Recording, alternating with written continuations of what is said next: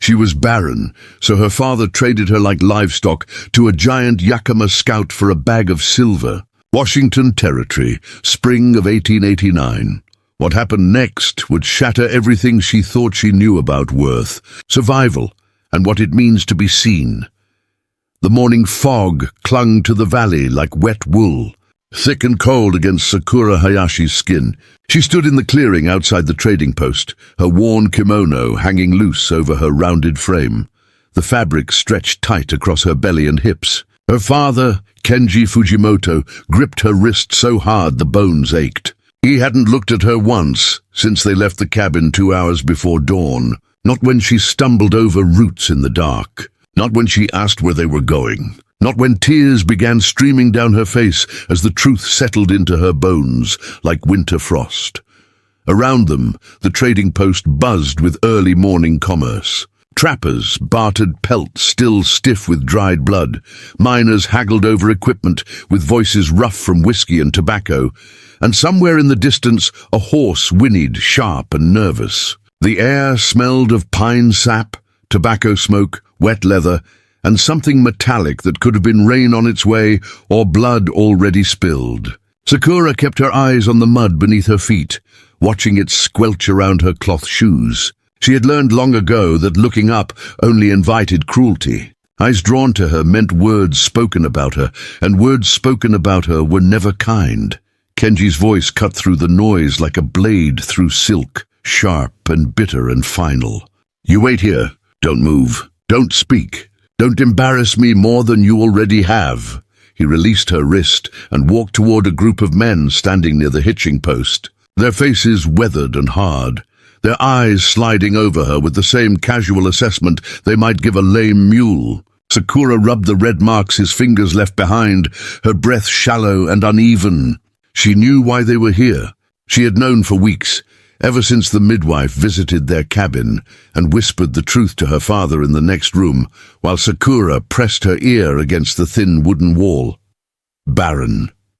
The word had hung in the air like smoke, choking her long after the woman left. The midwife had examined her 3 times, each visit more thorough and humiliating than the last, before delivering her verdict with clinical detachment. "Her womb is closed," the woman had said in Japanese, the language of Sakura's childhood, the language of her shame. "No seed will take root there. No child will ever come from her body." Her father's face had turned to stone. He didn't yell, didn't curse, didn't rage against the injustice of having invested 22 years of food and shelter into a daughter who would never provide him with grandchildren or a marriage alliance. He simply stopped seeing her, stopped speaking her name, stopped acknowledging her presence at meals. 3 days later, he told her to pack her things. "You're no use to me now," he said, his voice flat and final as a coffin lid closing. "No man will marry a woman who can't bear children. You eat too much, cost too much, and give nothing back. Every grain of rice you consume is wasted.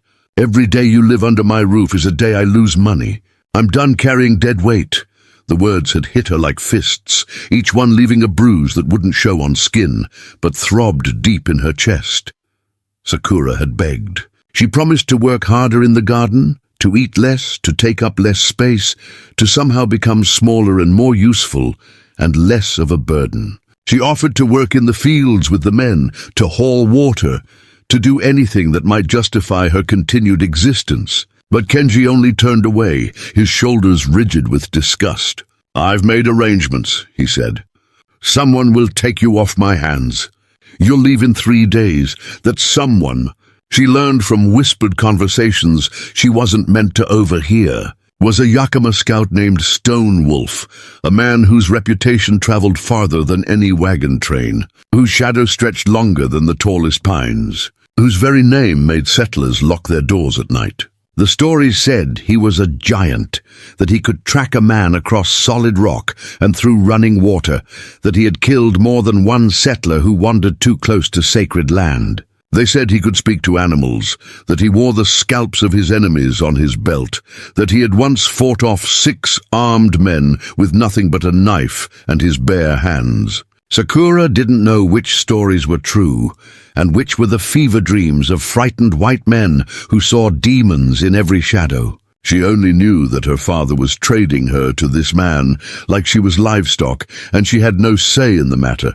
Now, standing in the mud with her heart pounding against her ribs so hard, she thought they might crack, Sakura watched her father approach a figure at the edge of the clearing. The man, if he could be called just a man, stood nearly 7 feet tall. His shoulders were broad as an ox yoke, his chest thick beneath a worn leather vest decorated with beadwork in patterns Sakura didn't recognize. Long black hair fell past his shoulders, braided with strips of red cloth and small bones that clicked softly when he moved like wind chimes made of death. His face was carved from stone, all sharp angles and deep shadows, cheekbones high and proud, jaw square and unforgiving. His eyes were dark as river stones and just as unreadable, holding depths that seemed to go on forever.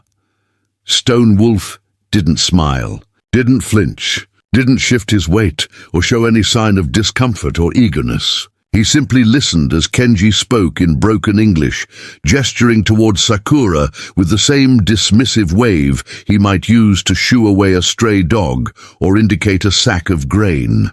The giant's gaze shifted slowly, deliberately, and landed on her. The weight of it was physical, pressing against her skin like a hand.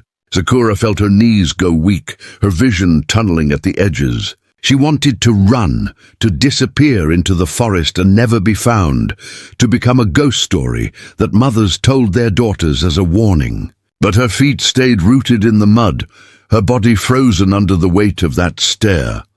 Kenji pulled a small leather pouch from inside his coat and held it out like an offering to a god he didn't quite believe in. Stone Wolf took it without looking away from Sakura.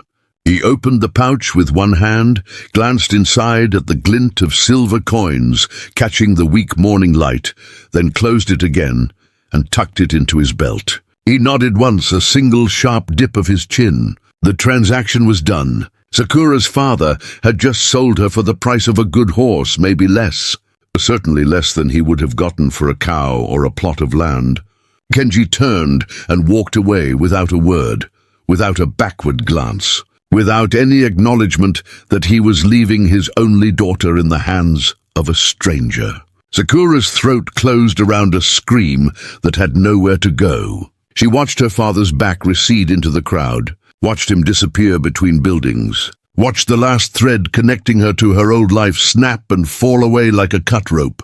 Stone Wolf stepped forward. Each footfall was deliberate, purposeful, the earth seeming to shift beneath his weight like it was making room for something ancient and powerful. He stopped 3 feet away from her, close enough that she could see the scars etched across his knuckles, the faint lines around his eyes that spoke of sun and wind and years spent outdoors, the small notch missing from his left ear. He smelled of leather, wood smoke, and something green and clean like crushed sage or cedar boughs. "You are Sakura," he said. His voice was low, rough as gravel tumbling in a stream, but not unkind, not cruel, just stating a fact. She nodded, unable to find her voice, her tongue thick and useless in her mouth. He studied her for a long moment, his gaze moving over her face, her shoulders, her hands clasped tight against her stomach in a futile attempt to make herself smaller. She braced herself for disgust, for the cruel words she had heard all her life from men and women alike. Fat, useless, broken, unmarriageable, worthless. But Stone Wolf only nodded again, slower this time, as if confirming something to himself. "You will come with me." It wasn't a question. It wasn't a command either, not exactly. Just another statement of fact, like saying the sun would rise or winter would come. Sakura's mouth opened and closed soundlessly. She wanted to ask where, why, what he planned to do with her. But the words wouldn't form. Stone Wolf turned and walked toward a massive black horse tethered nearby. The animal was enormous, easily 17 hands high, its coat sleek and dark as midnight, muscles rippling beneath its skin like water over stones. It had intelligent eyes, ears that swiveled to track every sound, and an air of patient power that matched its owner. Sakura had never ridden a horse before, Her father had never allowed it, saying horses were too valuable to waste on a girl who would only fall off and hurt herself. She had barely left the small Japanese settlement where she was born, a cluster of families trying to carve out survival in a land that didn't want them. She took a step forward, then another. Her legs trembled. Her breath came in short, shallow gasps that fogged in the cold morning air. Stonewolf watched her struggle, his expression unchanging. Then, without a word or warning, he placed one massive hand on the saddle and the other on her waist. Before she could protest or pull away or even process what was happening, he lifted her, as if she weighed nothing, as if her rounded body was light as a child's, and set her on the horse's back. The ease of it, the complete absence of strain or mockery or disgust, left her speechless and dizzy. He swung up behind her in one fluid motion, his body a wall of heat and strength at her back. She stiffened instinctively, every muscle in her body coiled tight with fear and the learned expectation of pain. But Stonewolf made no move to touch her beyond steadying her with one hand on her shoulder, his grip firm but not painful, anchoring rather than imprisoning. "Hold the saddle horn," he said, his breath warm against her ear. "We ride north." The horse moved beneath them, powerful and sure, and the trading post fell away behind them like a bad dream dissolving in daylight. The forest swallowed them whole within minutes. Towering cedars and Douglas firs rose on either side of the narrow trail, their branches weaving a canopy so thick the sunlight barely reached the ground. The air grew cooler, damper, filled with the scent of moss and rotting wood, and wild things hidden just out of sight. Ferns grew waist-high in places, their fronds brushing against Sakura's legs. She heard birds calling in languages she didn't understand, the distant rush of water over stones, the creak of branches swaying in wind she couldn't feel down here in the shadows. Sakura's fingers ached from gripping the saddle horn. Her back throbbed from holding herself so rigidly upright, afraid to lean against the man behind her, afraid that any contact might be interpreted as invitation or weakness. Sweat gathered at her temples despite the cold. Her thighs burned from the unfamiliar stretch required to stay on the horse. She had never felt so aware of her body, of all the space it took up, of how her weight must be a burden on the animal beneath her. They rode for hours. Stonewolf didn't speak, didn't offer explanations or reassurances or threats. He simply guided the horse through the trees with the confidence of someone who knew every root, every stone, every hidden path by heart and by instinct. His body moved with the horse's rhythm in a way that suggested they were one creature rather than two. Sakura's mind raced down dark paths. What did he want with her? Would he use her body and discard her when he grew bored? Would he sell her again to someone worse? Would he kill her and leave her for the animals to find? The stories she had heard about native warriors were full of blood and violence and atrocities, though she had never been sure which parts were true and which were lies invented by frightened settlers who needed someone to fear more than they feared their own failures. The sun was high overhead when Stonewolf finally pulled the horse to a stop beside a small creek. The water ran clear and cold over smooth stones, creating a sound like whispered conversations. He dismounted in one easy motion and held up his arms. "Down," he said. Sakura hesitated, then let herself slide forward. His hands caught her waist, taking her full weight without complaint, and set her gently on the ground. Her legs nearly buckled. She grabbed a tree trunk to steady herself. Stonewolf led the horse to the creek to drink, then pulled a leather pouch from his saddlebag. He held it out to her. "Eat," he said. Inside were strips of dried meat, hard bread, and something that looked like pressed berries. Sakura's stomach growled loudly enough that she flushed with embarrassment. She hadn't eaten since the night before, and even then it had only been a handful of cold rice. She took a small piece of meat and chewed slowly, afraid to seem greedy, afraid to take too much. Stonewolf sat on a fallen log and ate his own food in silence. He watched the forest, not her, his eyes constantly moving, reading signs she couldn't see. After several minutes he spoke again. "Your father said you are barren." The words hit her like stones. Sakura's hand froze halfway to her mouth. Shame burned through her chest, hot and familiar. She nodded, unable to speak. "He said this makes you worthless," Stonewolf continued, his tone neutral, simply repeating facts. Another nod. "He's a fool!" Sakura's head snapped up. Stonewolf was looking at her now, his dark eyes steady and unreadable. "A woman's worth is not measured only in children," he said. "Your father is a small man with a small mind. He sees only what benefits him. This is why he will die alone and unmourned." The certainty in his voice, the casual way he dismissed her father's judgment, left Sakura speechless. No one had ever contradicted the pronouncement of her worthlessness. They had only agreed, piled on, added their own assessments of her failures. They continued riding as the afternoon stretched long and golden. Eventually the trees began to thin.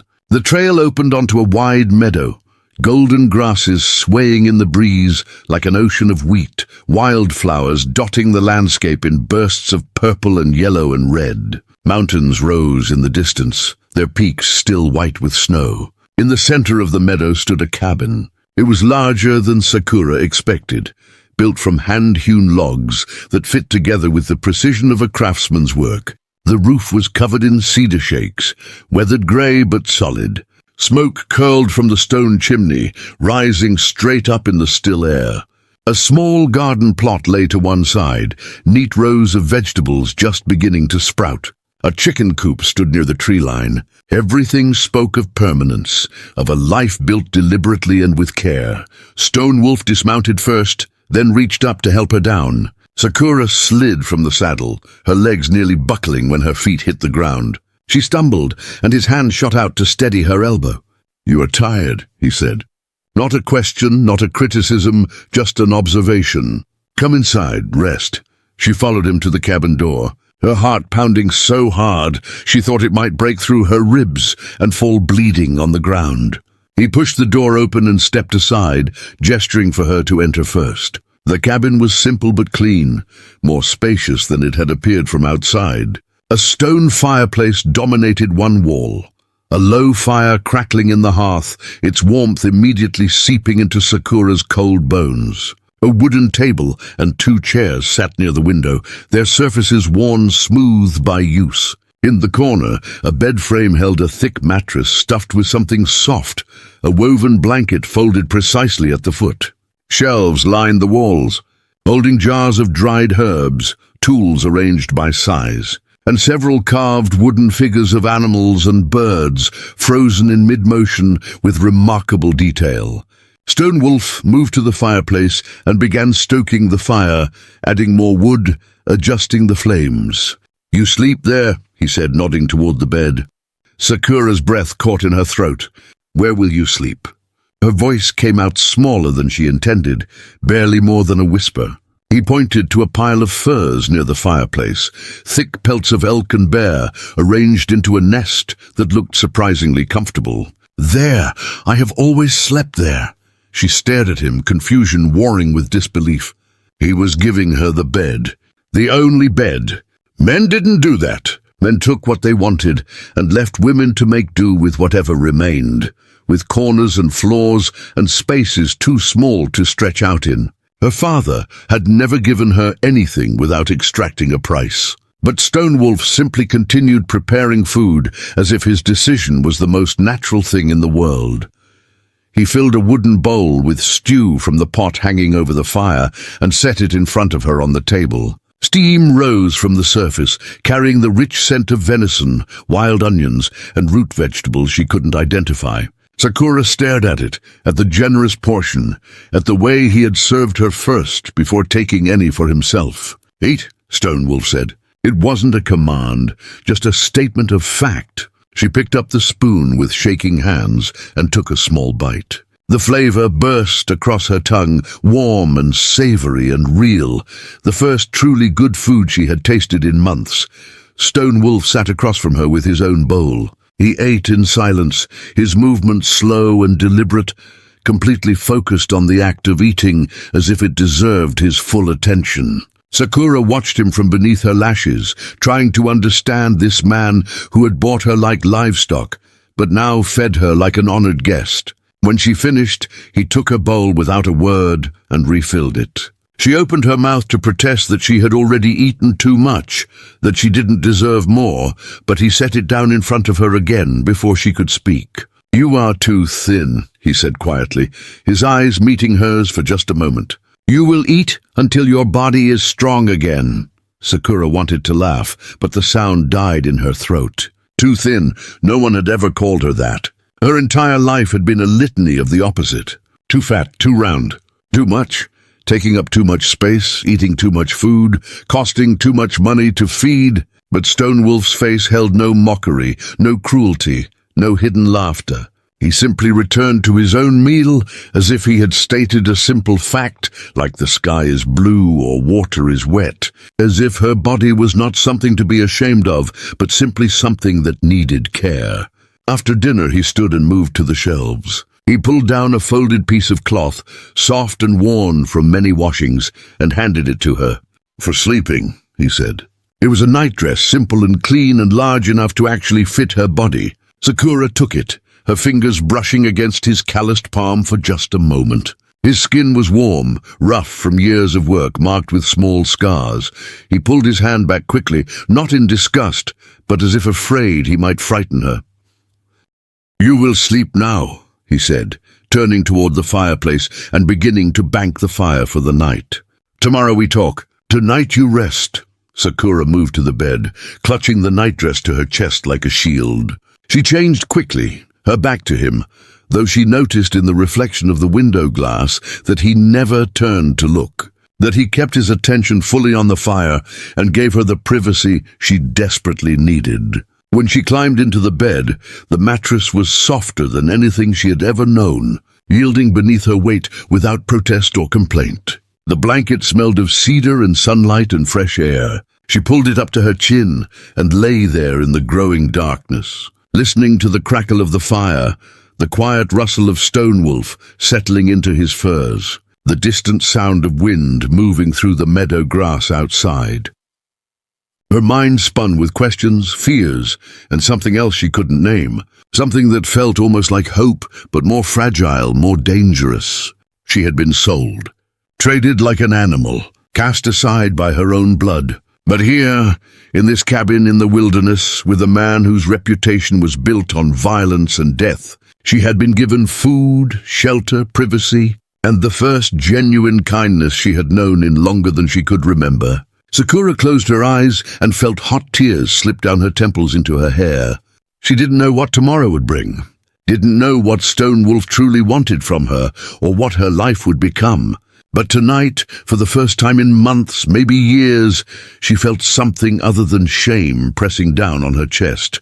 She felt the possibility of safety, the dangerous, terrifying, desperately needed possibility that maybe, just maybe, she had not been discarded but found. Sakura woke to sunlight streaming through the cabin window, golden and warm across her face. For a moment she forgot where she was, forgot the trade, forgot everything except the unfamiliar softness beneath her body and the absence of her father's voice cutting through the morning silence. Then memory crashed back like cold water, and she sat up too quickly, her head spinning, her heart racing.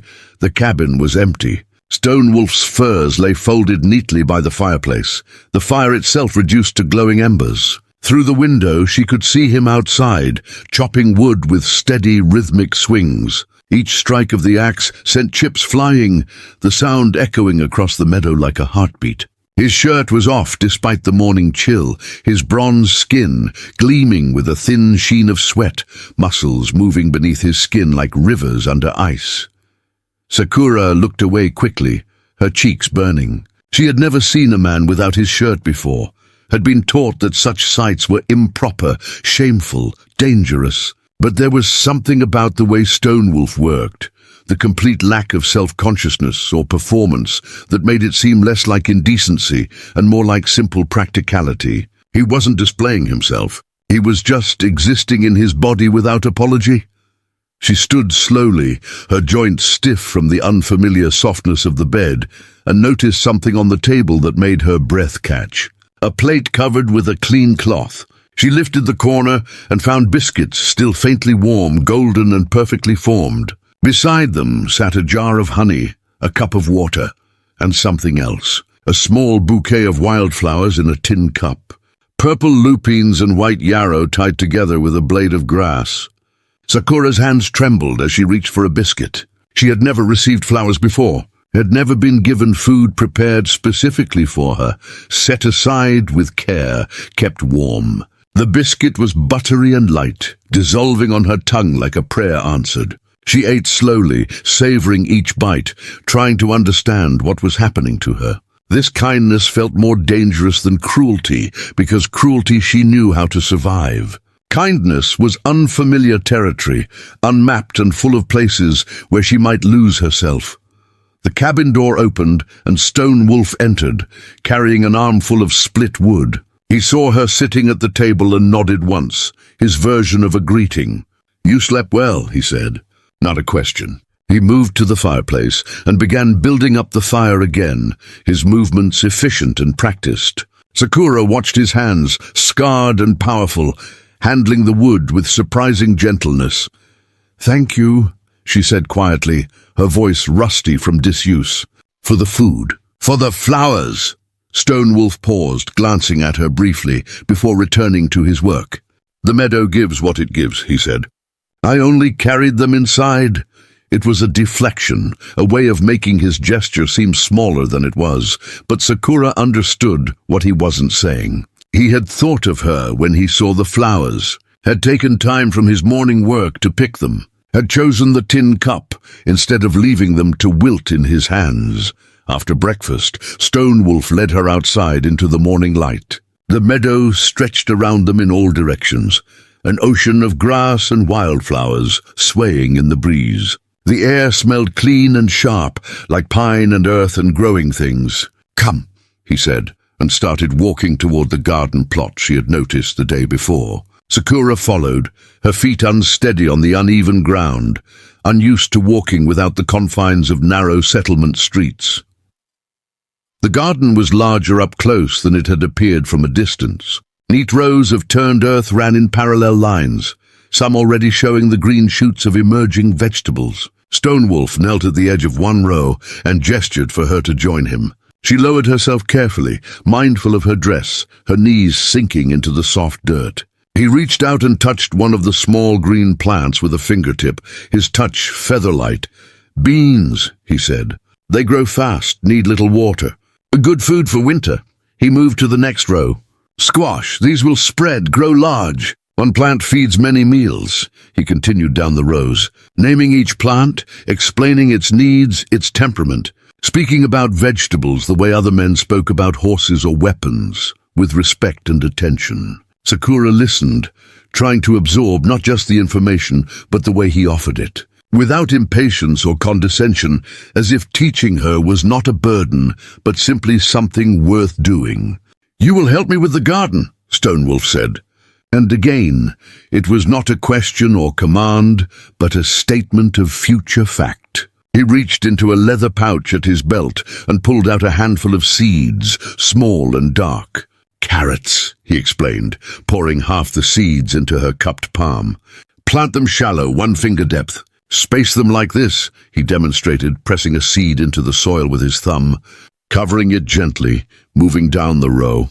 Sakura mimicked his movements, her hands clumsy at first, uncertain of the pressure needed. She planted too deep, then too shallow, the seeds rolling away from her fingers like they were trying to escape. Frustration built in her chest, the familiar sense of failure she had carried all her life. She was doing it wrong, ruining even this simple task, proving once again that she was useless. "Stop. Before we jump back in, tell us where you're tuning in from, and if this story touches you, make sure you're subscribed, because tomorrow I've saved something extra special for you," Stone Wolf said quietly. She froze, waiting for the criticism, the disappointment, the confirmation of her inadequacy. But he simply moved closer and took her hand in his palm rough and warm against her skin. "Like this," he murmured, guiding her fingers to press the seed into the earth with the right amount of pressure, showing her the motion rather than just describing it. Feel the soil. It will tell you when the depth is right." He released her hand and sat back. "Try again," she did. This time the seed went in smoothly, the soil accepting it like a promise. She planted another, then another, finding a rhythm, her hands beginning to understand what Stone Wolf had tried to teach her. When she finished the row, she looked up and found him watching her with something that might have been approval in his dark eyes. "Good," he said simply, and the single word warmed her more than an hour of praise from anyone else. They worked in the garden until the sun was high overhead, Sakura's hands dark with soil, her back aching from the unfamiliar posture of kneeling and bending. But it was a good ache, an honest one, the kind that came from useful work rather than pointless suffering. Stone Wolf stood and stretched, his spine cracking audibly. "Enough for today," he said. "Tomorrow we continue." Inside the cabin, he poured water from a large ceramic jug into a basin and set it on the table. "Wash," he said, then stepped outside to give her privacy. Sakura stared at the basin, at the clean water, at the small piece of soap sitting beside it, carved into a smooth oval. At her father's house, she had always washed last after everyone else, in water already grey with other people's dirt. Clean water was not wasted on daughters who would never marry. She washed slowly, scrubbing the soil from under her fingernails, from the creases of her palms, watching the water turn brown. When she was done, she felt lighter somehow, as if she had washed away more than just dirt. Stone Wolf returned after she called out that she was finished, and without comment, he dumped the dirty water outside and refilled the basin for himself. There was no hierarchy here, no sense that his needs came before hers or that her use of resources was theft. They simply shared what was available. Lunch was dried salmon, hard cheese, and bread. They ate in comfortable silence, the kind that didn't need filling with meaningless words. Sakura found herself studying Stone Wolf when she thought he wasn't looking, trying to reconcile the stories she had heard about him with the reality of the man sitting across from her. Where was the savage violence, the casual cruelty, the dangerous unpredictability that settlers whispered about in frightened voices? After lunch, Stone Wolf stood and walked to a chest in the corner of the cabin. He opened it and pulled out a bundle of soft leather, which he carried to the table and unwrapped carefully. Inside were dozens of small glass beads in every color imaginable, bright reds and deep blues, sunny yellows and forest greens, along with sinew thread, needles made from bone, and partially completed beadwork on leather strips. "My mother's," he said quietly, running his fingers over the beads with obvious reverence. "She taught me when I was young. Said a warrior who could create beauty was more complete than one who could only destroy." He selected several beads and a piece of leather, then began threading them with steady, practiced movements. His large hands moved with surprising delicacy, the needle weaving in and out, patterns emerging from chaos. Sakura watched, mesmerized. "It's beautiful," she whispered. Stone Wolf glanced at her, then pushed the bundle of beads across the table toward her. "You try," he said. She shook her head quickly. "I don't know how." "I'll ruin it." He continued working on his own piece. "You cannot ruin what does not yet exist. Choose colors you like." "I will show you." Hesitantly, Sakura reached for the beads. She selected a few in shades of pink and cream, colors that reminded her of cherry blossoms in spring, of the Japan her father had left behind when she was too young to remember. Stone Wolf set down his work and moved to sit beside her instead of across from her. "Watch," he said, and began demonstrating the basic stitch. His voice low and patient as he explained each step. Her first attempts were clumsy, the stitches uneven, the beads sliding around loose and chaotic. But Stone Wolf didn't criticize or take the work from her hands to do it correctly himself. He simply corrected her grip on the needle, showed her again how to pull the sinew tight, and let her continue making mistakes until her hands began to learn. They sat together as the afternoon light shifted across the cabin floor. The only sounds, the soft click of beads and the whisper of sinew through leather. When Sakura finally completed her first small section of beadwork, a simple pattern of pink and cream that looked childish next to Stone Wolf's intricate designs, she held it up with a mixture of pride and embarrassment. He took it from her hands carefully, examining it with the same serious attention he gave his own work. "Your tension is improving," he said. "The pattern is clean. This is good work for a first attempt." Something cracked open in Sakura's chest, something that had been frozen and hardened by years of being told she had no value, no skills, no worth beyond the children she could not provide. She blinked rapidly, trying to force back tears, but they came anyway, spilling down her cheeks in hot streams. She ducked her head mortified, waiting for Stonewolf to be disgusted by this display of weakness. Instead, he simply handed her a clean cloth without comment and returned to his own beadwork, giving her space to cry without the added burden of his attention or judgment. They sat in silence while Sakura wept, not from sadness, but from the overwhelming strangeness of being treated like a person, like someone whose attempts mattered, whose learning was worth the time it took. That evening, Stonewolf prepared dinner while Sakura watched from her seat by the window. He moved around the cabin with easy familiarity, checking the pot hanging over the fire, adding herbs from the jars on the shelves, tasting and adjusting with the confidence of someone who had been cooking for himself for a long time. "You cook well," Sakura said, surprising herself by speaking without being spoken to first. "My father never cooked. He said it was women's work." Stonewolf stirred the pot slowly, not looking at her. "My father said a man who cannot feed himself is not a man but a child. He taught me to cook, to sew, to mend my clothes and shelter. He said these were not women's tasks but human tasks, needed by anyone who wishes to survive." He ladled stew into 2 bowls. "Your father's ideas made him weak, dependent on others. This is not strength." They ate dinner as the sun set outside, painting the meadow in shades of gold and amber. Sakura found herself talking more than she had in months, telling Stonewolf about the garden her mother had kept before she died, about the songs she remembered from childhood, about small things that seemed insignificant but felt important in the sharing. Stonewolf listened more than he spoke, asking occasional questions, never interrupting or dismissing her memories as trivial. After dinner, he brought out a slate and chalk. "You read?" he asked. Sakura nodded. "Japanese, yes. English only a little." Stonewolf began writing on the slate in careful block letters. "I will teach you more English," he said. "The settlers will cheat you if you cannot read their contracts, their signs. Knowledge is protection."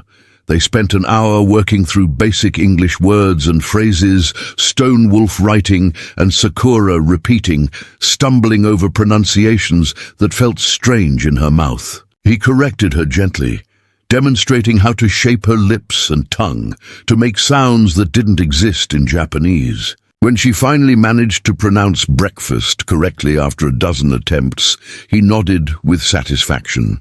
"Better. Tomorrow we continue." As darkness fell completely and Stonewolf began banking the fire for the night, Sakura realized with a start that the entire day had passed without a single moment of cruelty, without a cutting word or disgusted look, without any reminder that she was a burden or a failure. The realization was so startling that she spoke without thinking. "Why are you being kind to me?" Stonewolf paused in his work, his back to her. The silence stretched long enough that Sakura thought he might not answer. Then he turned, his face half in shadow, half illuminated by the dying firelight. "You ask the wrong question," he said quietly. "The question is not why I'm kind. The question is why others were cruel. You have done nothing to deserve their treatment. You are not broken." They were. He moved to his sleeping furs and settled down for the night. "Sleep, Sakura. Tomorrow there is more work, more teaching, more living. You will be tired." She climbed into bed, her mind spinning with his words, trying to believe them, trying to imagine a world where the problem was not her body or her barrenness, but the people who had judged her for things beyond her control.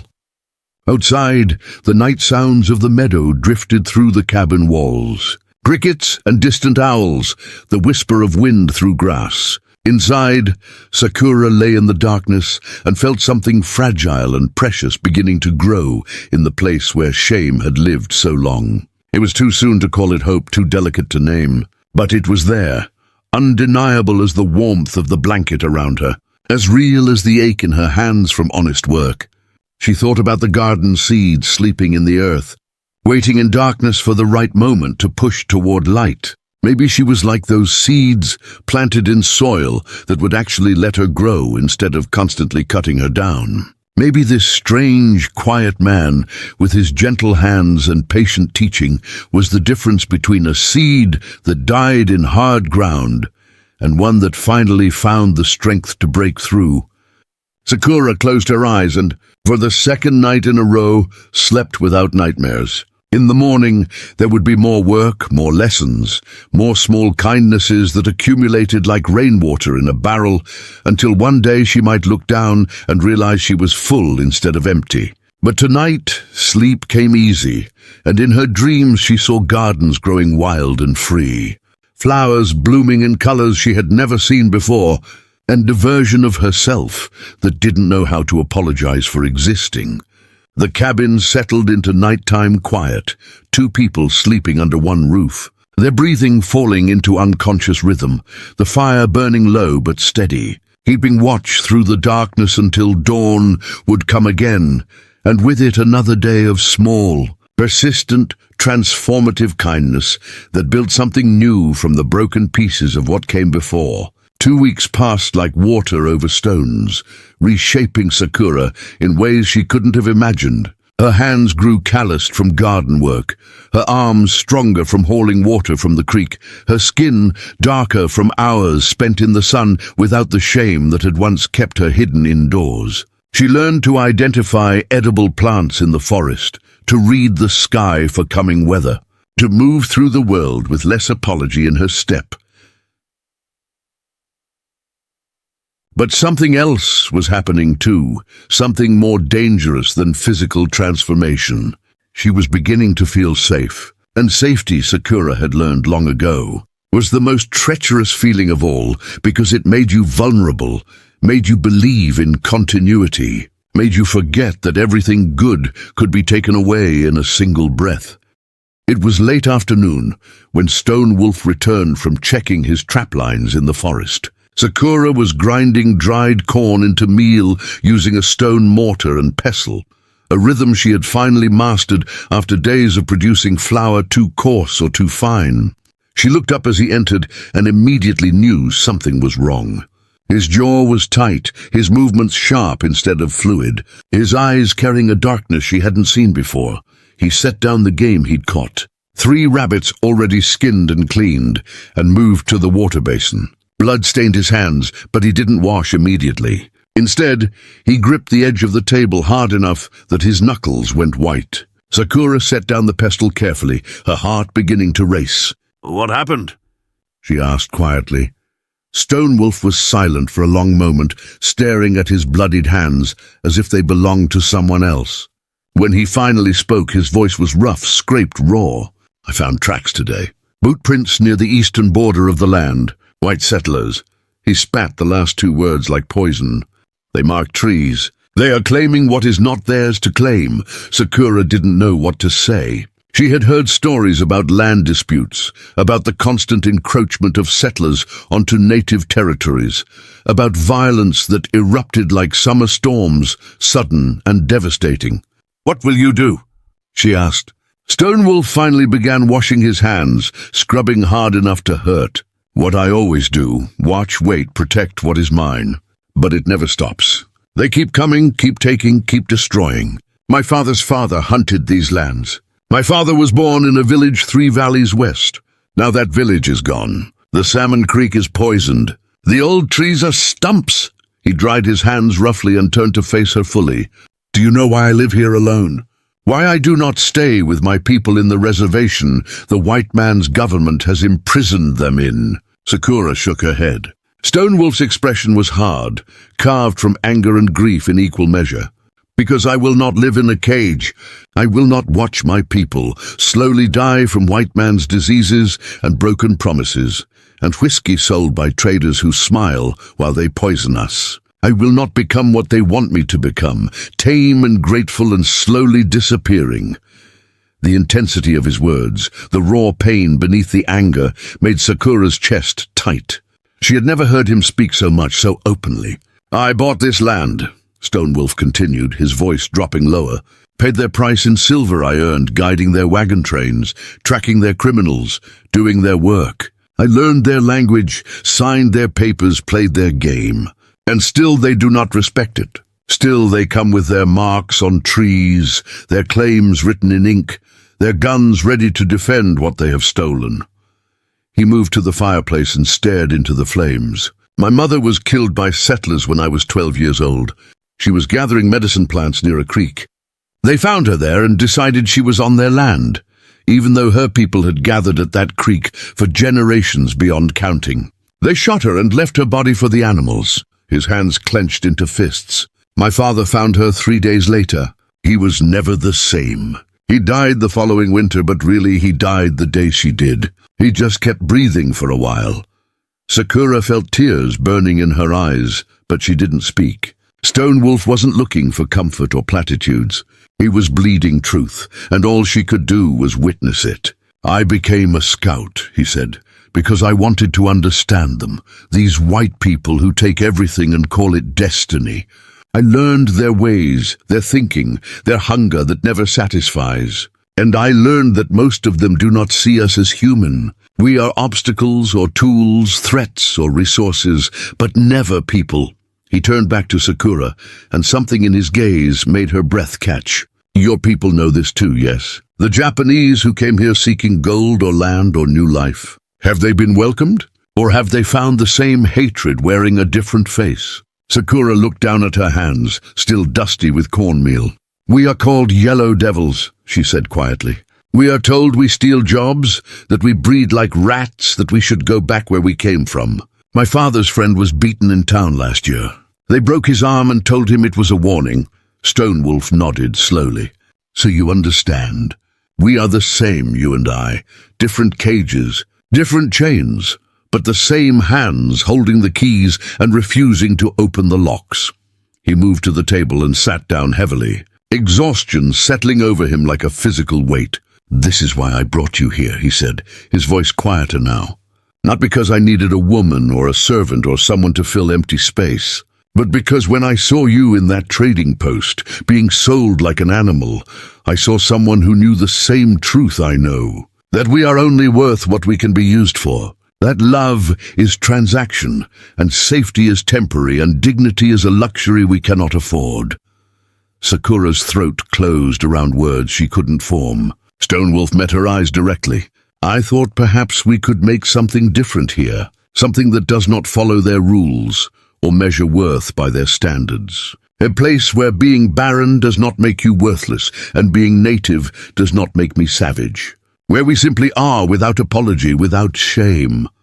The silence that followed was profound, weighted with everything unsaid, everything acknowledged. Sakura felt something shift in her understanding of Stonewolf, of why he had shown her kindness, of what this arrangement truly meant. It wasn't charity. It wasn't even really rescue. It was recognition. He had seen himself in her, and she, if she was honest, had begun to see herself in him.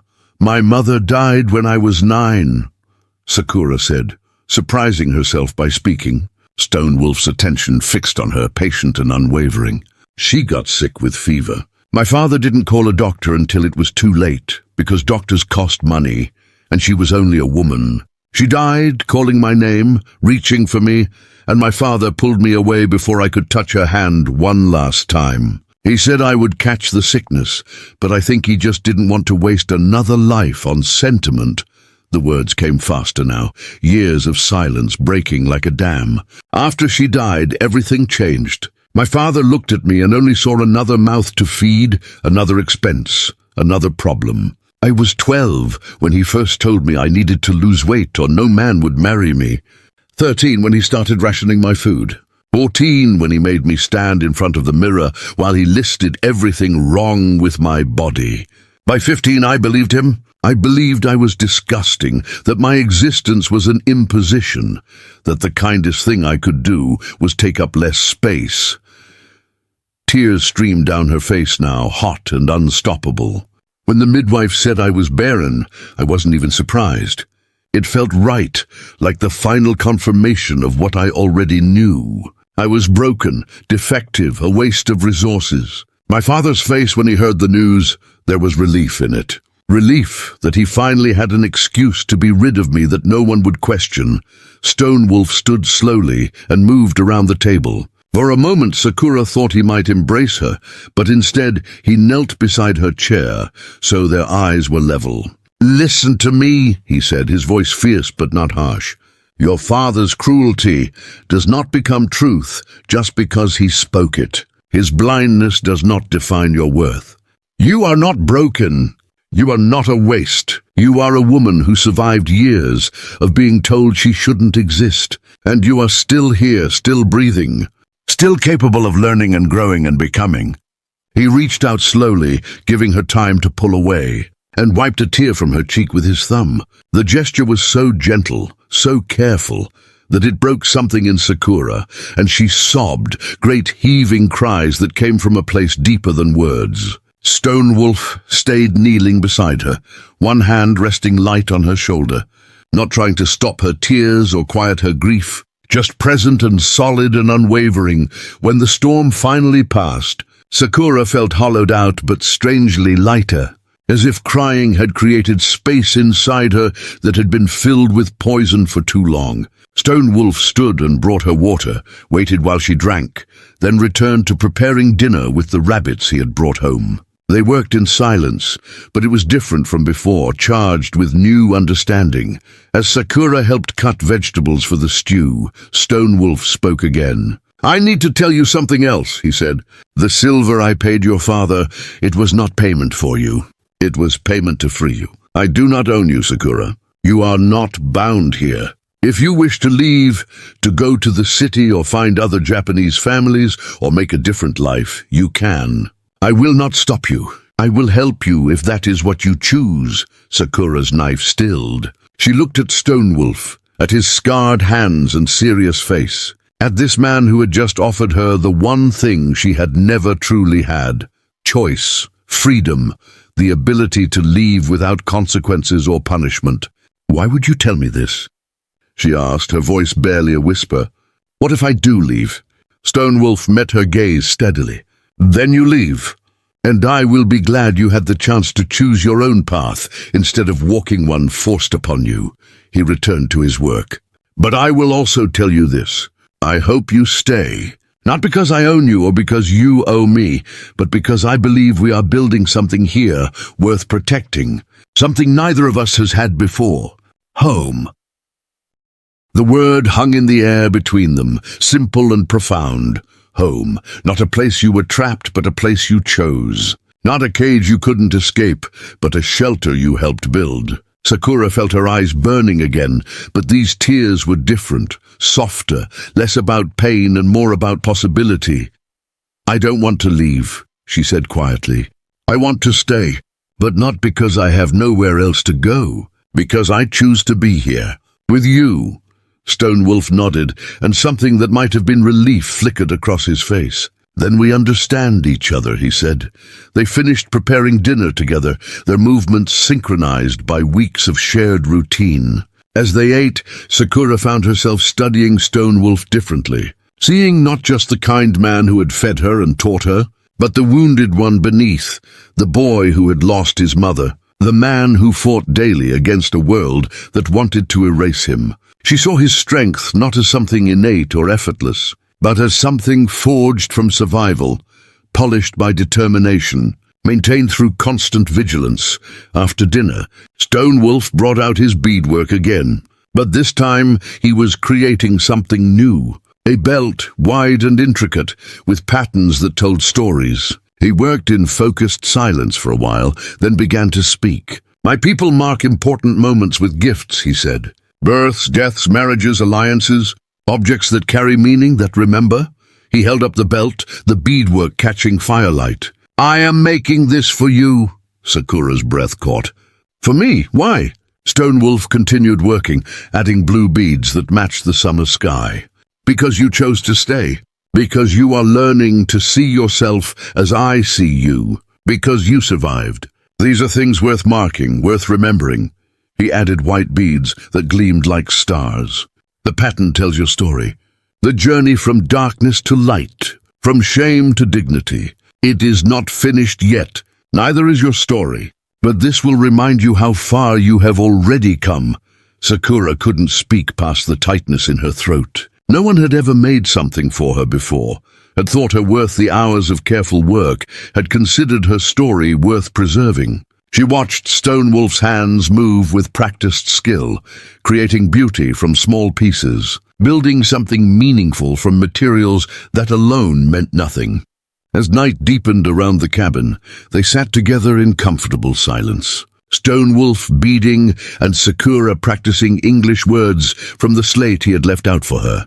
The fire crackled softly. Outside, the meadow sang its night songs, and inside, two people who had been discarded by their worlds slowly built a new one together, fragile and imperfect and real. Before bed, Sakura paused at the window and looked out at the darkness. "Stonewolf," she said, using his name for the first time since arriving. He looked up from banking the fire. "Thank you for seeing me." "Not who they said I was, just me," he nodded slowly. "Thank you for letting yourself be seen," he replied. That night, Sakura dreamed not of cages and criticism, but of wide meadows and hands covered in honest dirt and a voice that spoke her name without disgust or disappointment. She dreamed of a belt made from beads, each one a moment she had survived, strung together into something beautiful. She dreamed of home, and for the first time in her life, the dream didn't feel like a lie. In the darkness, Stonewolf lay awake in his furs, staring at the dying embers, thinking about the tracks he had found, the threats that circled constantly, the precarious safety he had built in a world that wanted to take it away. But he also thought about the woman sleeping in his bed, the way she had begun to stand straighter, laugh easier, exist without apology. And he made a silent promise to whatever spirits might be listening that he would protect what they were building here. This small rebellion against a world that said they had no right to peace. Morning would bring new challenges, new work, new moments of choice and building and becoming. But tonight they both slept. Two people learning slowly that they deserved rest, deserved safety, deserved the radical act of imagining a future that didn't hurt. The morning broke wrong. Sakura felt it before she opened her eyes, a prickling awareness that the air had changed, that something approached like distant thunder. She sat up in bed and found Stonewolf already awake, standing at the window with his rifle in hand, his body coiled tight as a spring. Outside, the meadow was still shrouded in early morning mist, but through it came the unmistakable sound of horses. "How many?" Sakura asked, her voice steady despite the fear climbing her spine. Stonewolf didn't turn from the window. "3 riders, coming slow, not trying to hide." He set the rifle down, but kept it close. "Stay inside. No matter what happens, stay inside until I tell you otherwise." Sakura wanted to argue, wanted to stand beside him, but she recognized the tone in his voice. This was not a suggestion. She moved to the side window where she could see without being easily seen. 3 horses emerged from the mist like ghosts materializing. The riders wore the clothes of townsmen, not ranchers or trappers. One was older, perhaps 50, with silver streaking his beard. Another was younger, barrel-chested and thick-necked. The third was lean and cold-eyed, with a tin star pinned to his vest. A lawman, Stonewolf, stepped out onto the porch, his posture relaxed but his eyes sharp as flint. Sakura watched the way he transformed, his face becoming an unreadable mask, his body language shifting into something both deferential and dangerous at once. He was playing a role, she realized. The role of the cooperative native, the one who knew his place. It made her sick to watch. The older man dismounted first, his movements stiff with age or authority or both. "You, Stonewolf," he called out, his accent thick with contempt poorly disguised as civility. "I am," Stonewolf replied, his English perfect and neutral. The man pulled a rolled paper from his saddlebag and held it up.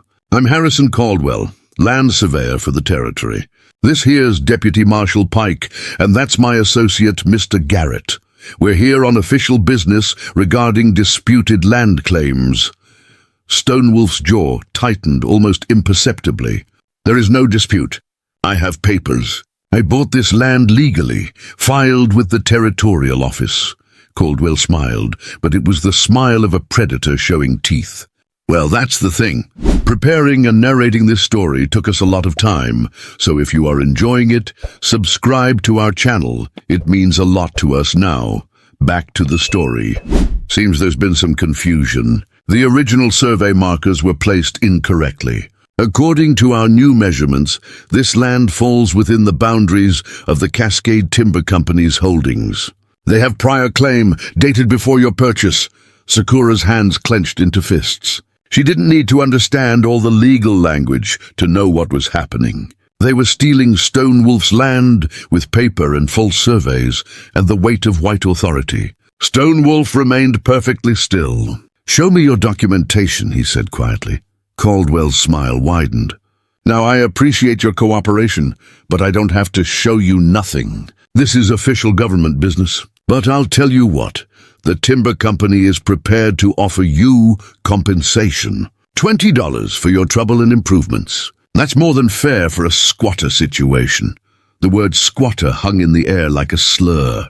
Stone Wolf had paid over $200 for the land, had spent 3 years building the cabin, working the garden, establishing a life. "I am not a squatter," Stone Wolf said, his voice dropping into something darker. "I have legal title. If you attempt to remove me from my property, you will be committing theft." Deputy Pike shifted in his saddle, his hand moving closer to his sidearm. "That sounds like a threat, Indian. You threatening an officer of the law?" Stone Wolf didn't move, but Sakura could see the tension coiling through his body like a snake preparing to strike. Mr. Garrett, who had been silent until now, spoke up. "Maybe the savage doesn't understand how things work here. Maybe he needs a lesson in respecting civilized authority." Stone Wolf's hands flexed at his sides. Sakura knew that if violence started now, Stone Wolf might win the immediate fight, but he would lose everything after. They would hang him or shoot him and call it justice.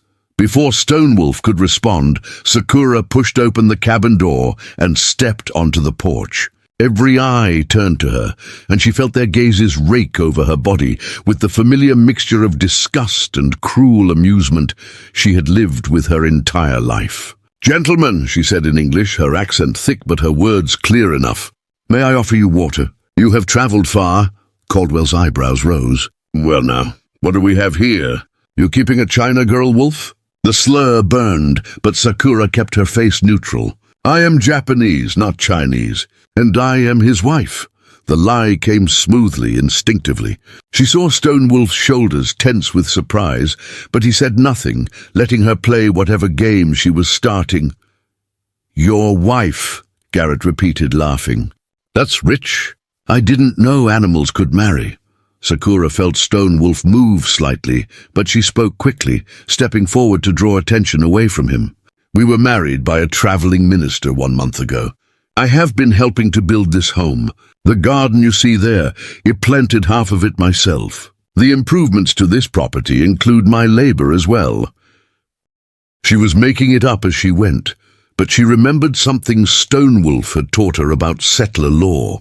Property rights were stronger when a family was involved, when there was evidence of settlement and cultivation, when white notions of civilization could be pointed to. A lone native man was easy to remove. A married couple maintaining a homestead was slightly more complicated. Caldwell studied her with narrowed eyes. "You got papers for this marriage?" Sakura met his gaze steadily. The minister kept records. "He travels circuit through the territory. His name is Reverend Thomas Blackwell. You may confirm with him if you doubt my word." She was gambling that Caldwell wouldn't bother tracking down a minister who might not even exist, that the hassle would outweigh his desire to press the issue immediately. The deputy marshal leaned forward in his saddle. "Even if they are married, don't change the land claim situation. Company's got prior rights." Sakura turned to him and something in her snapped. All the years of being dismissed, diminished, treated as less than human because of her body, her heritage, her barrenness, all of it condensed into a cold fury that sharpened her tongue. "Then where are these prior claim papers?" she demanded. You say the timber company filed first, so surely you have dated stamped documentation from the territorial office, not new surveys. Original claims. Caldwell's smile faltered. Little lady, I don't think you understand how these things work. Sakura stepped closer to the edge of the porch. I understand that you are 3 men with guns trying to intimidate us into abandoning property that was legally purchased. I understand that you speak of official business but show no official documents. I understand that this is theft disguised as law. Garrett's face flushed red. Watch your mouth, you fat yellow bitch. Stonewolf moved then, fluid and fast, putting himself between Garrett and Sakura. You will leave now, he said, his voice soft and deadly.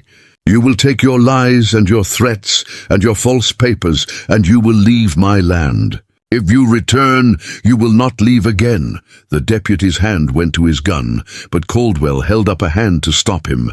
The surveyor studied Stonewolf for a long moment, calculating odds and consequences. You're making a mistake, Caldwell said finally. The company will get this land one way or another. Better to take the money now and walk away with your life. Stonewolf didn't blink. My life was built here. You want it, you will have to kill me for it. The 3 men exchanged glances. Finally, Caldwell remounted his horse. We'll be back with proper authorities. And when we come, it won't be a negotiation. He turned his horse, and the others followed, disappearing back into the mist the way they had come. The sound of hooves faded slowly, but neither Stonewolf nor Sakura moved until silence reclaimed the meadow. Stonewolf turned to face her, his expression unreadable. Wife, he said flatly. Sakura felt heat rise to her cheeks. I apologize for the presumption. I thought it might help. Stonewolf was quiet for a long moment, then something that might have been amusement flickered in his eyes. It was smart. They will investigate, will find no record of marriage, but it buys time. And you shamed them. That was dangerous but effective. Sakura's legs suddenly felt weak. The adrenaline that had carried her through the confrontation drained away, leaving her shaking. She sat down heavily on the porch steps. They will come back, she said quietly. They will bring more men, more guns. What will we do? Stonewolf sat beside her, close enough that their shoulders nearly touched. We fight. Not with violence first, but with their own system. I will ride to the territorial office, file protest, demand to see the timber company's supposed claim. I will make noise, cause problems, force them to prove their case. He looked at Sakura, his expression serious. But I need you to understand something. This fight may not end well. They have power, money, the law on their side even when the law is wrong. If they decide to take this land, they will. And anyone standing in their way will be removed, by force if necessary. You do not have to stay for this. You can leave before it gets worse. Sakura shook her head. I told you I chose to stay. I meant it. This is my home too now. I will not abandon it just because cruel men want to take it. Stonewolf studied her face, searching for doubt or fear or regret. What he found instead was determination, fragile but real. Then we stand together, he said. But we must be smart. When they return, it will not be with words.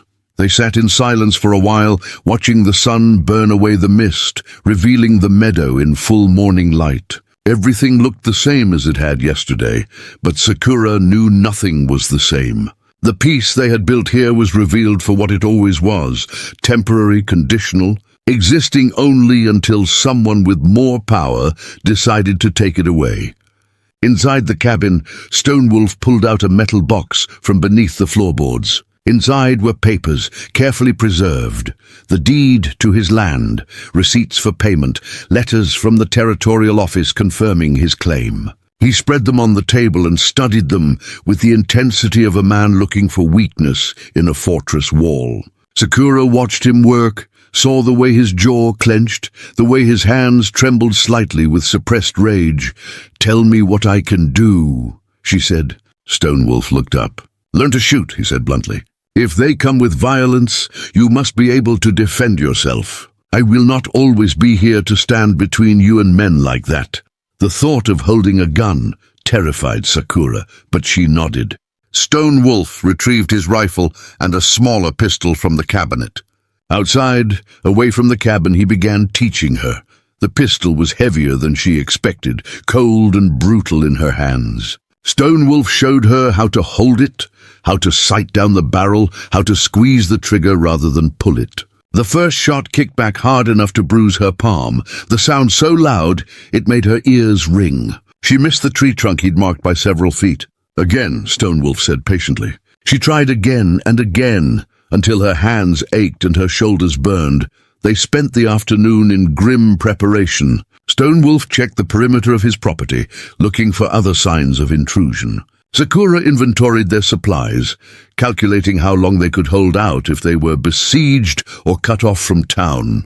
The day's work was different from the peaceful routines they had established. This was survival preparation, the acknowledgement that their fragile sanctuary was under threat. That evening, neither of them had much appetite.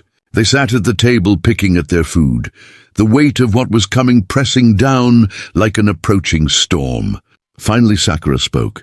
"Do you regret bringing me here? I have complicated your situation. If you were alone, maybe you could move, start over somewhere else." Stonewolf's head snapped up, his eyes fierce. "Never say that. You have complicated nothing. These men would come whether you were here or not.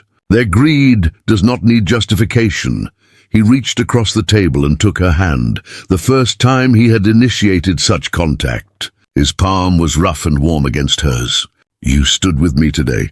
You did not hide or cower or let them speak to you as if you were nothing. You reminded me that I am not alone in this fight. That is not complication. That is strength." Sakura felt tears prick her eyes, but blinked them back. "I am afraid," she admitted.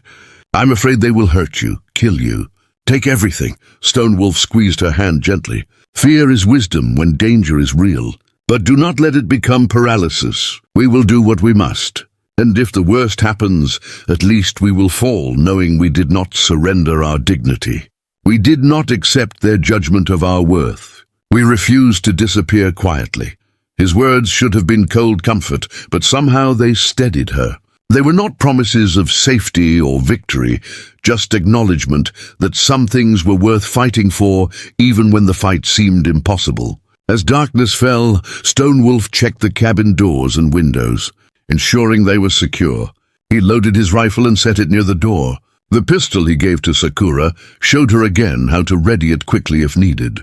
"Sleep if you can," he said. "I will keep watch tonight." But Sakura couldn't sleep. She lay in bed, staring at the ceiling, listening to Stonewolf moving quietly around the cabin, imagining what would come. Around midnight, she gave up trying to rest. She rose and found Stonewolf sitting by the window, rifle across his lap, watching the moonlit meadow. She sat beside him without speaking. After a while, he said quietly, "My mother used to say that the world breaks everyone, but some people become stronger in the broken places. I think you are one of those people, Sakura."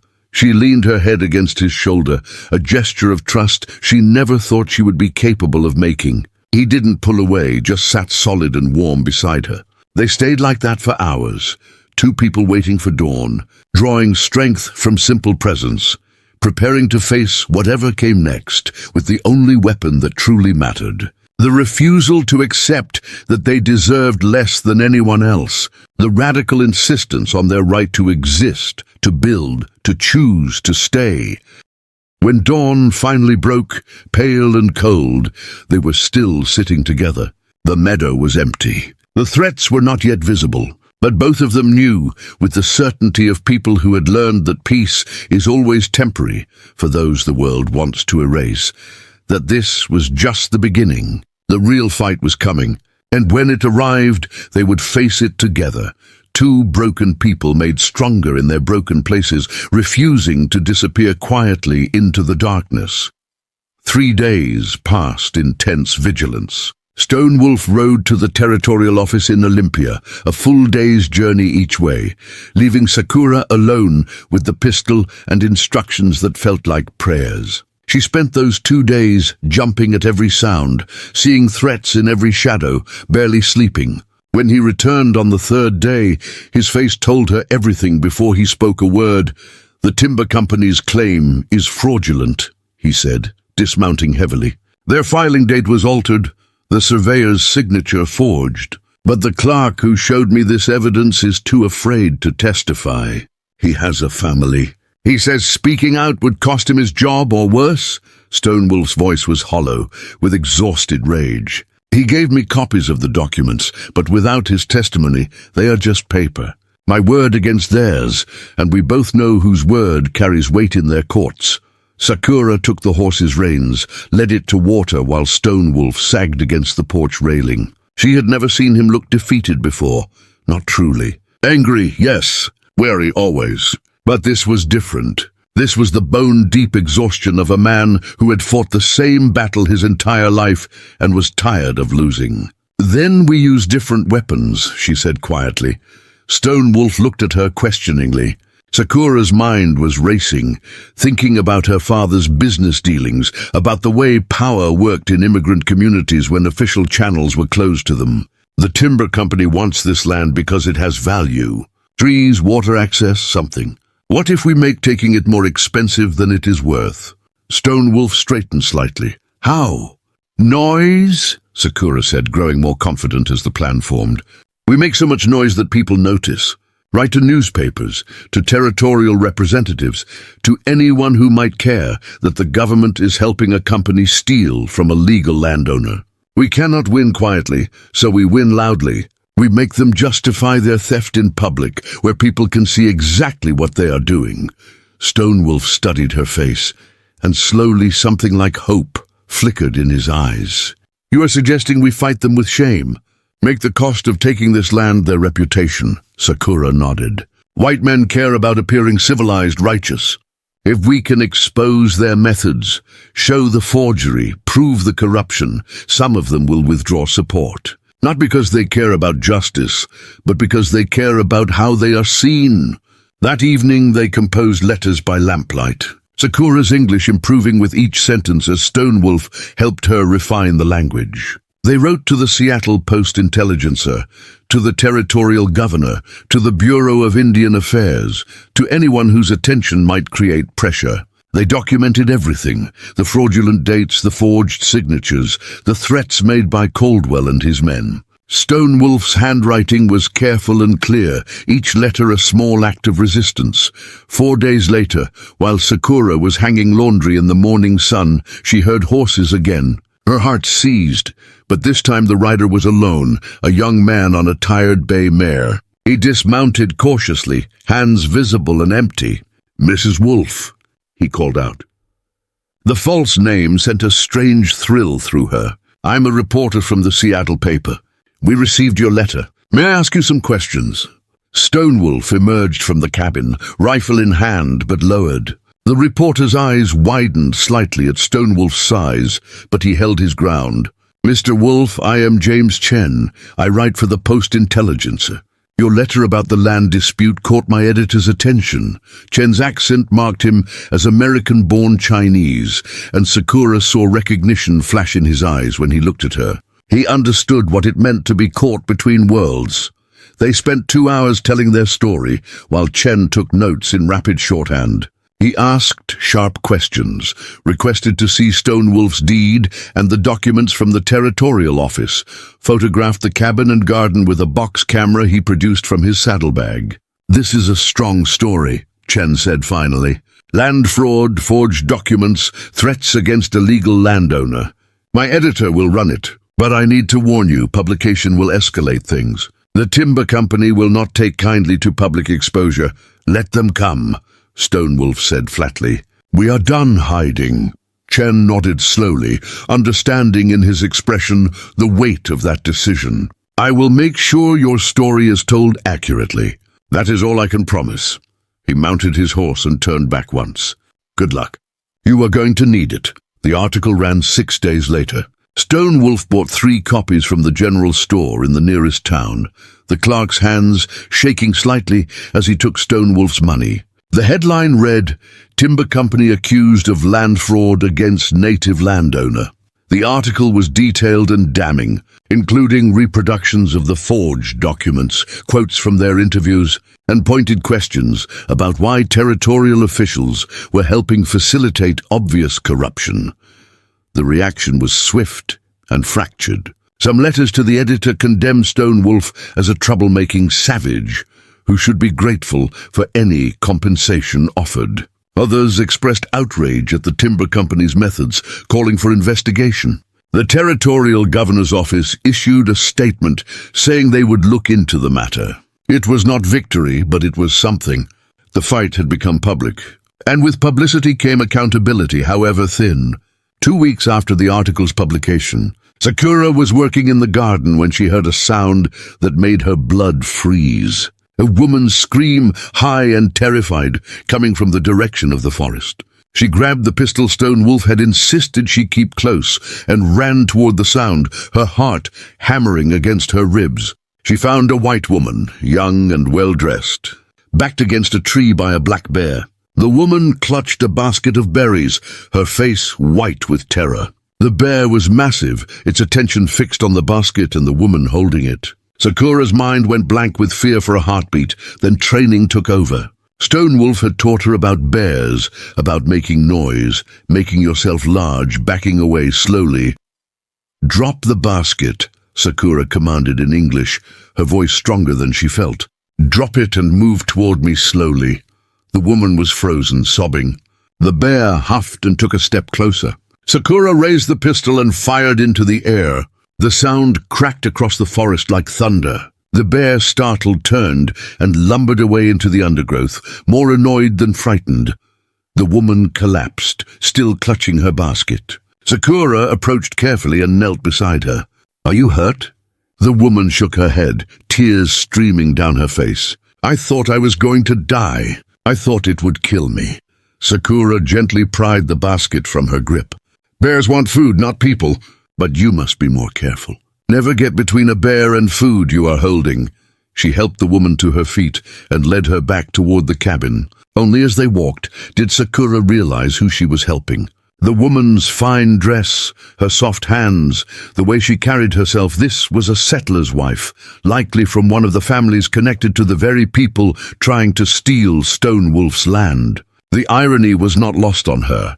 At the cabin, Sakura gave the woman water and a place to sit while her panic subsided. Stone Wolf arrived shortly after, drawn by the gunshot, and stopped short when he saw their guest. The woman looked up at him with wide eyes, taking in his size, his native features, the weapons he carried. Fear flickered across her face, but Sakura stepped between them. "This is my husband. He will not harm you." "No one here will harm you." The woman's name was Elizabeth Garrett, wife to the same Mr. Garrett who had come with Caldwell to threaten them. She stammered through her gratitude, clearly uncomfortable but unable to deny that Sakura had saved her life. "I should go," she said finally. "My husband will be looking for me." Stone Wolf offered to escort her back to the main road, but she refused, mounting her horse with shaking hands and riding away without looking back. That evening, Stone Wolf and Sakura sat on the porch watching the sunset paint the meadow gold and crimson. "She will tell her husband," Stone Wolf said. "He will know you saved his wife's life." Sakura nodded. "Will it matter?" Stone Wolf was quiet for a long moment. "Maybe, maybe not, but you did the right thing regardless." "That matters." 3 days later, a wagon arrived unannounced. Mr. Garrett himself sat in the driver's seat, his face unreadable. Stone Wolf positioned himself between Garrett and the cabin, but Garrett raised both hands in a gesture of peace. "I am not here for trouble," he said gruffly.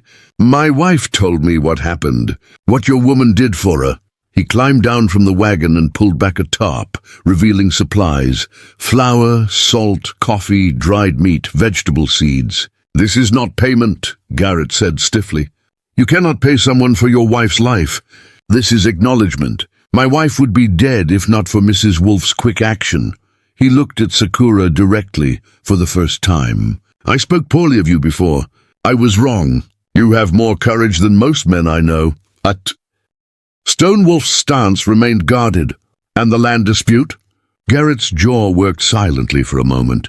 "That is not my decision. Caldwell and the company, they do not care what I think. But I will not ride with them again." And I told Caldwell exactly why. A woman who saves my wife's life is not someone I will help dispossess of her home. He climbed back onto his wagon. That is all I can offer. But it is something. After Garrett left, Sakura and Stonewolf stood in stunned silence. It was not victory, not safety, not even true alliance. But it was a crack in the wall. Proof that individual humans could choose differently than the systems they were part of, that kindness could create obligation even across lines of hatred and power. One man, Stonewolf said quietly. One man stepping aside does not stop the machine. Sakura nodded. But machines are built from parts. Remove enough parts, and they stop working. Over the following weeks, something shifted in the invisible currents of the conflict. The newspaper article had created pressure. Garrett's refusal to participate had removed one of Caldwell's allies. Other small acts of resistance appeared. The territorial office suddenly found discrepancies in the timber company's paperwork, requiring months of review. The deputy marshal who had threatened them was reassigned to a different district. Local merchants who had been cold to Stonewolf began nodding greetings when he came to town. It was not the dramatic vindication Sakura had imagined in her fearful nights. There was no courtroom scene, no public apology, no official acknowledgement that wrong had been attempted. Instead, the threat simply receded like a tide going out, leaving debris but not destruction. The timber company withdrew its claim without explanation, moving on to easier targets. Caldwell left the territory entirely, rumors saying he had been caught in other fraudulent schemes. 6 months after the confrontation began, Stonewolf and Sakura stood in the meadow at sunset. The garden had yielded its first full harvest, more food than 2 people could eat. They had shared the surplus with their nearest neighbors, including 2 Japanese families who had started a small farm 5 miles east. Slowly, carefully, community was building. We should make it legal, Stonewolf said suddenly. Sakura looked at him questioningly. The marriage. We told the lie. We should make it truth. If you want. His voice was uncertain in a way she had never heard before. Sakura felt her breath catch. In the months since arriving, she had found safety, partnership, purpose, and something else she had not dared name. She looked at this man who had given her space to heal, taught her to see her own worth, stood beside her when the world tried to crush them both. Yes, she said simply. I want. They were married a week later by a traveling minister who asked no questions about how a Yakama man and a Japanese woman had found each other in the wilderness. The ceremony was brief, practical, witnessed by the 2 Japanese farming families and a few of Stonewolf's distant relatives who made the journey out of curiosity and stayed out of respect. There was no elaborate celebration, no grand feast. Just a simple meal shared, stories told in 3 languages. And the quiet acknowledgement of something rare and precious, 2 people who had been declared worthless by their respective worlds, choosing each other and building something that honored them both. That night in the cabin they now truly shared. Sakura lay beside her husband for the first time, not because transaction or duty or force demanded it, but because she chose to. Stonewolf held her with the same careful gentleness he brought to everything, his large hands tender on her skin. You are beautiful, he whispered in the darkness. And Sakura believed him, because nothing in his voice suggested performance or obligation. Afterward, they lay tangled together, her head on his chest, listening to his heartbeat steady and strong. Thank you, she said quietly, for seeing me when I could not see myself, for teaching me that I was never the problem. Stonewolf's arms tightened around her. Thank you for staying. For fighting, for believing we could build this. The months turned to years. The cabin was expanded, adding a second room for the children they would never have but might someday foster. Native children or Japanese children or any children who needed a place where they could be loved without condition. The garden grew larger each season. Stonewolf taught wilderness skills to young men from the reservation who wanted to maintain traditional knowledge. Sakura taught English and Japanese to immigrant families struggling with the language barrier. They were not accepted everywhere. Some settlers still spat when they passed. Some of Stonewolf's people criticized him for marrying outside the tribe.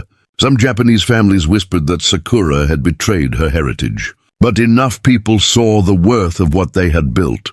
Enough people chose kindness over hatred, that slowly the hostility became background noise rather than constant threat. On their 5th anniversary, Sakura stood in the meadow at dawn and looked at everything they had created. The expanded cabin with smoke curling from its chimney, the gardens bursting with vegetables and herbs, the small barn housing 3 horses and a milk cow, the fences painted and maintained, the life built deliberately against all the forces that said it should not exist. Stonewolf came up behind her and wrapped his arms around her waist, resting his chin on top of her head. She had gained weight in the years of adequate food and safety, her body softening into curves that she no longer apologized for. "What are you thinking?" he asked. Sakura leaned back against his solid warmth. "I am thinking about the girl who was sold for silver. How she could not imagine this. How she thought she would die without ever knowing what it felt like to be wanted. And now," Stonewolf prompted gently. Sakura turned in his arms to face him, reaching up to touch his weathered face. "Now I know that being wanted is good, but being chosen is better. Being chosen is everything." Stonewolf kissed her forehead, her cheeks, her lips. "I choose you," he said. "Every day, every moment, I choose you." They stood together as the sun rose over their land, their home. Their life built from broken pieces and refusal, and the radical act of believing they deserved more than the world wanted to give them. It was not a perfect life. Threats still existed. Prejudice still burned. The future was uncertain, but they had each other. They had land they had defended. They had community they had built. They had proven that 2 people the world declared worthless could create something invaluable. And on this morning, like every morning before and every morning to come, that was enough. In the meadow, wildflowers bloomed in colors neither of them had names for, and the wind carried the scent of growing things. And somewhere in the forest, a bird sang a song of simple survival transformed into joy. And 2 people, who had been broken in their different ways, stood whole in the space they had carved from the wilderness and from fate, and from all the voices that said they had no right to happiness. They stood together. They had won. Not because the world had changed, but because they had refused to let the world change them into what it wanted them to be. And that refusal, sustained day after day, year after year, was its own kind of revolution. 3 years had passed since the morning Sakura Hayashi stood in that trading post, believing her life had ended. Now, at 25 years old, she stood in the same meadow where she had first glimpsed the cabin, but everything was different. The original structure remained, weathered but stronger, its logs darkened by sun and rain into a deep honey color. Beside it stood a new addition, a lean-to workshop where Stonewolf carved ceremonial items, and Sakura had begun teaching basic weaving to 2 young Japanese women from a nearby settlement. The meadow itself had transformed from wild grassland into something more deliberate. The garden had tripled in size, now producing enough vegetables to share with 3 neighboring families. Berry bushes lined the southern fence, their branches heavy with fruit that Sakura preserved in jars that filled an entire shelf in the cabin. Bee boxes hummed near the tree line, a gift from a grateful family whose son Sakura had taught to read.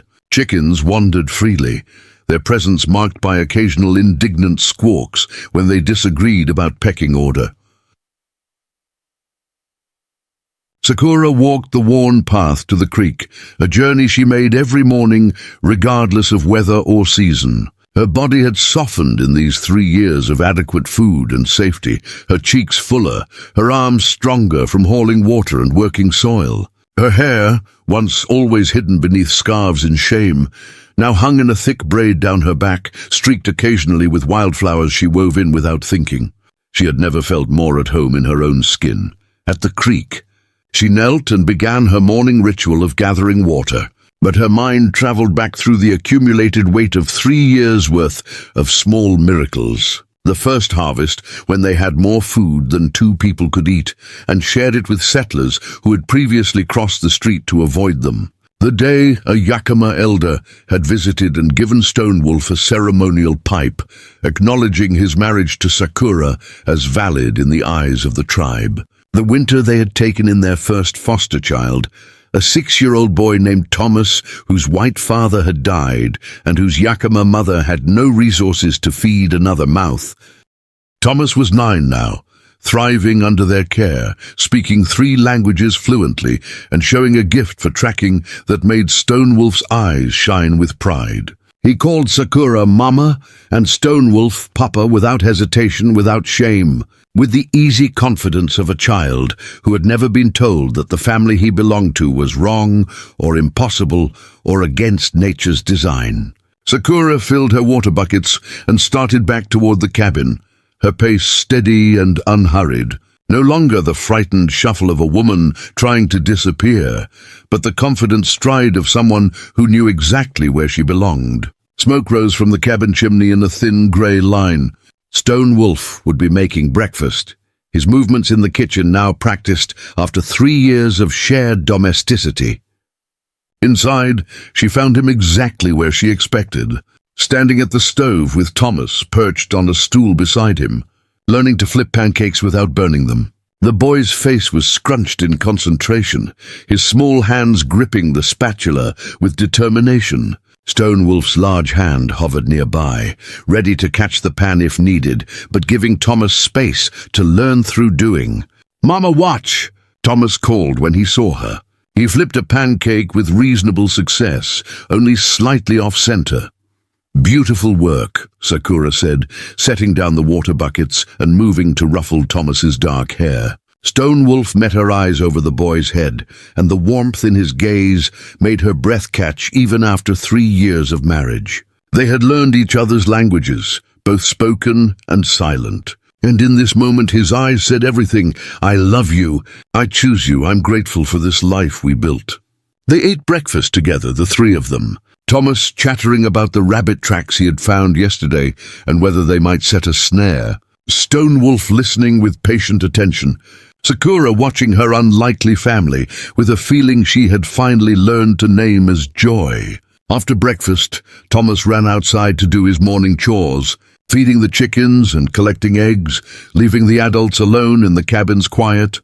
"There is something we need to discuss," Stonewolf said, his tone careful. Sakura looked up from washing dishes. "What is it?" He pulled a letter from his pocket, the paper worn from being folded and unfolded multiple times. "This came yesterday while you were at the Tanaka farm teaching. It is from your uncle, your father's brother?" Sakura's hands stilled in the washwater.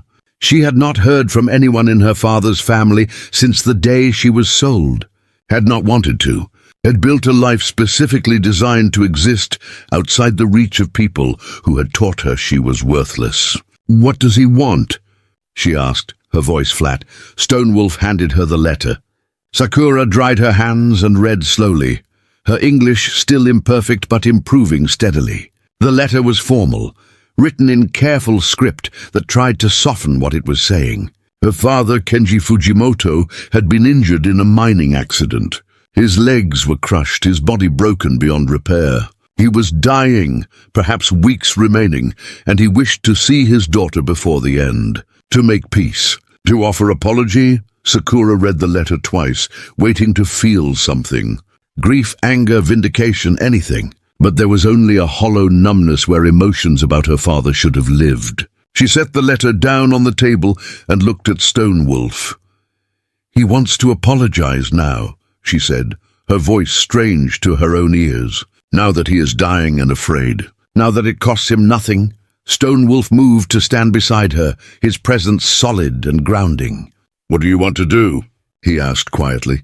Sakura stared at the letter, as if it might transform into something she could understand. "I do not know," she admitted. "Part of me wants to go, to see him suffer, to tell him exactly what his cruelty cost me. Part of me wants to refuse, to let him die, knowing I would not come. Part of me feels nothing at all and wonders if that makes me cruel." "It does not make you cruel," Stonewolf said firmly. "It makes you someone who survived him, You do not owe him forgiveness. You do not owe him comfort in his final days. Whatever you decide, I will support you. But do not go because you think you should. Go only if it serves you, if it helps you heal. His death is his problem. Your peace is what matters. Sakura turned the letter over in her hands, feeling the weight of choice, real choice, the kind she had never been given before. If I go, she said slowly, will you come with me? Stone Wolf did not hesitate. Yes, I will stand beside you whatever you choose to face. Sakura nodded, decision crystallizing. Then I will go, not to forgive him, not to give him peace, but to show him who I became despite him. To let him see that selling me was the best thing he ever did for me, because it led me here, to this life, to this family, to this version of myself that he never believed could exist. 2 days later, they made the journey to the mining settlement where Kenji Fujimoto lay dying in a cramped boarding house that smelled of sickness and despair. Stone Wolf waited outside with Thomas, who had insisted on coming, wanting to support his mother even though he did not fully understand what was happening. Sakura climbed the narrow stairs alone, her heart pounding but her resolve steady. She found her father in a small room, his body wasted beneath thin blankets, his legs splintered and useless, his face grey with pain and approaching death. He looked up when she entered, and something flickered in his eyes that might have been hope or fear or shame. "Sakura," he whispered in Japanese. "You came." "I came," she agreed, standing at the foot of his bed, making no move to come closer. "But not for the reason you think." Kenji tried to push himself up, failed, fell back against sweat-stained pillows. "I am sorry," he said, the words rushing out as if he had been rehearsing them, fearing he would die before he could speak them. "I was wrong to treat you as I did. Wrong to sell you. I have lived with regret every day since." Sakura studied him dispassionately. This man who had once been the god of her small world, whose approval she had desperately sought, whose contempt had nearly destroyed her. Now he looked small, broken, pathetic. "You want me to absolve you," she said flatly. "You want me to say I forgive you so you can die in peace?" Kenji nodded weakly. "Please, I am your father." "No," Sakura said, her voice clear and cold. "You stopped being my father the day you valued silver more than your daughter. You stopped being my father every time you called me worthless, disgusting, a burden. You stopped being my father when you traded me like livestock and walked away without looking back." Tears leaked from Kenji's eyes, tracking through the grey stubble on his sunken cheeks. "I was wrong," he repeated. "I see that now." "You see it now because you are dying and afraid," Sakura said.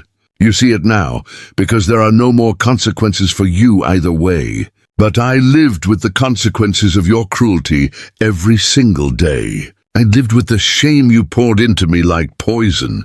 I lived believing I deserved nothing, was nothing, would always be nothing." She took a breath, steadying herself.